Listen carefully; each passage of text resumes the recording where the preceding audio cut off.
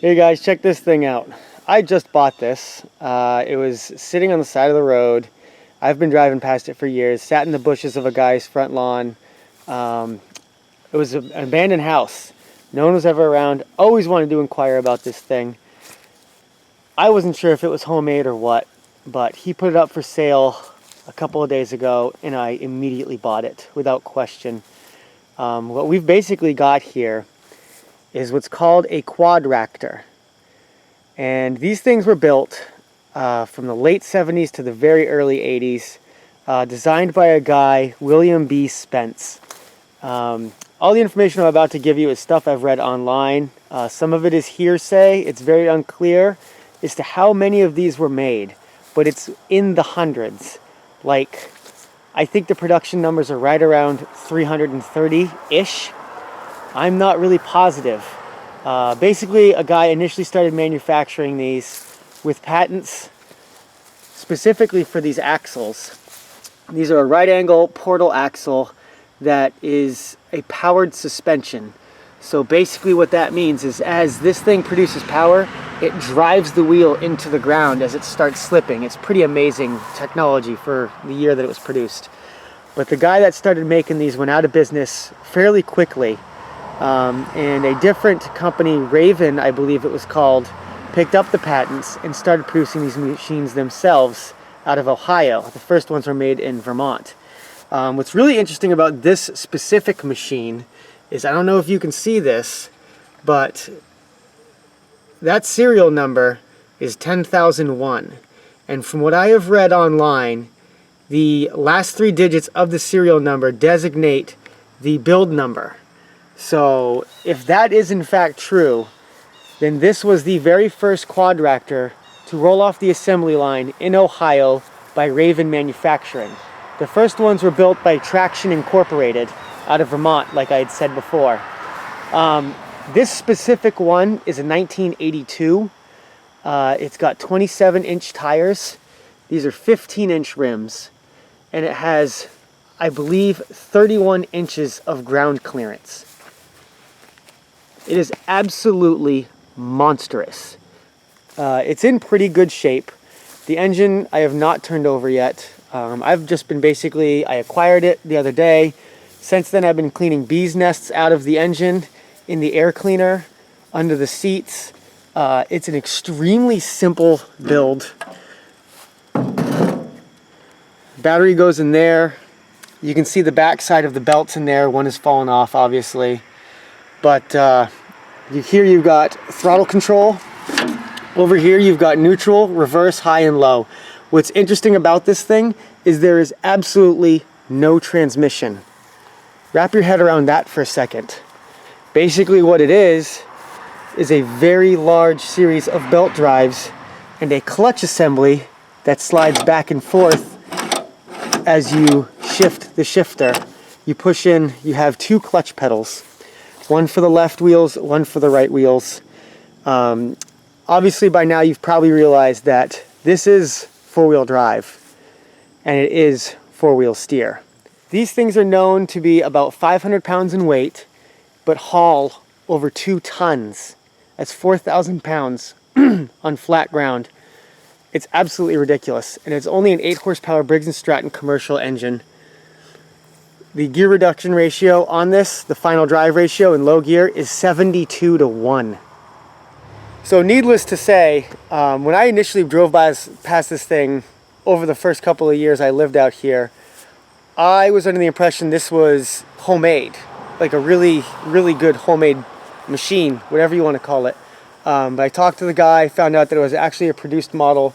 I was led to believe that there was only 96 units made. Somebody else said 125, but the more research I did, I realized there's probably, the number that everyone stuck on was 330. So that's still pretty rare. 2 things about that. Number 1, rare is kind of cool because not everyone has them, but number 2, parts are really hard to find. What is good about it is most of the parts that you see can be had off the shelf at most any hardware store.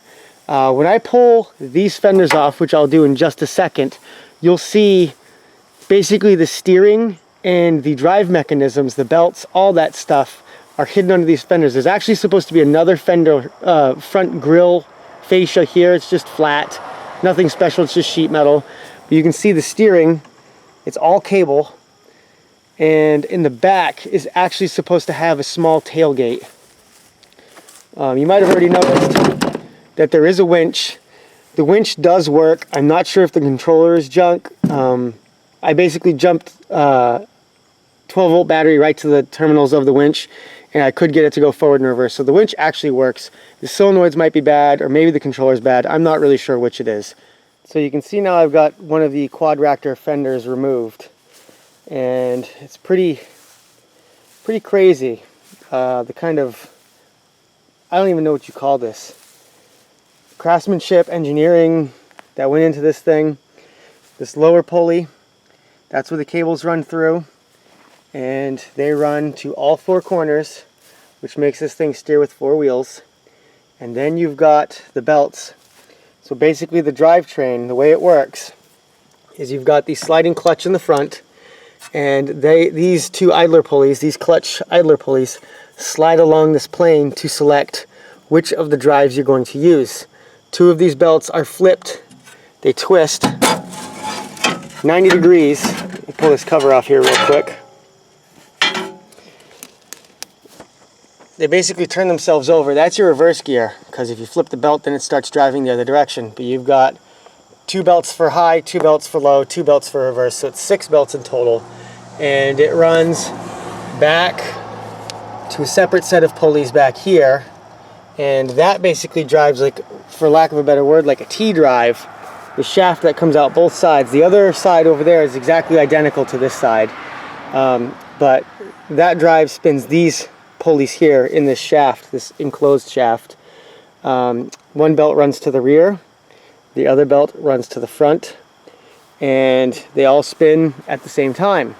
And like I mentioned before, these clutches here, this operates your left side, this operates your right side. When you push the clutch in, it disengages that specific pulley for left and right.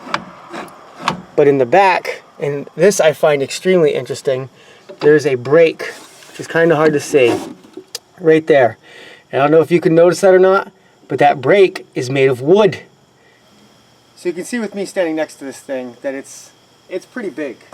I mean, it's heavy. They say 500 pounds. I guess it probably is. It seems like it would weigh more than that, but maybe not. The floor is actually made out of plywood, which is replaceable. I have mixed feelings about that. I'll probably end up replacing it with like a diamond plate, because this thing could use a little bit more weight, you know, for traction and stuff like that. It's a cool little rig.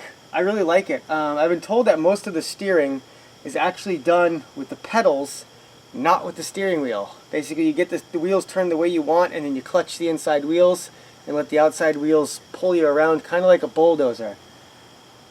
That being said, it is pretty difficult to steer. I don't know if it needs grease and oil and things like that, or if it's just the way it is. But I'm going to try to jump up in it right now and sort of give you a demonstration of the four-wheel steer, if I can get this thing to steer. It is really hard.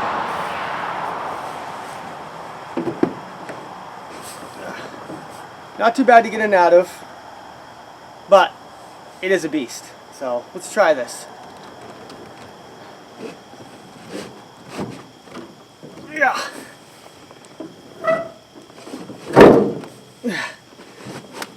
This thing needs power steering is what it needs.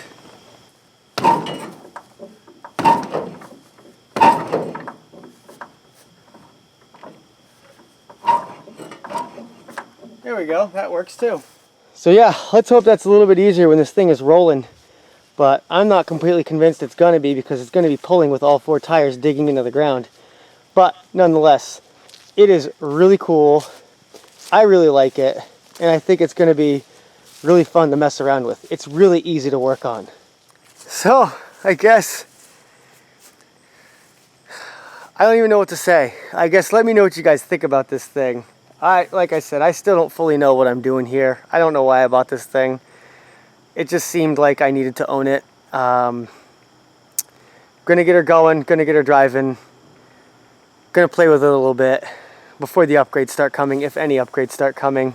Who knows, maybe I'll end up hating it and the way it drives and end up selling it. I'm not really sure yet.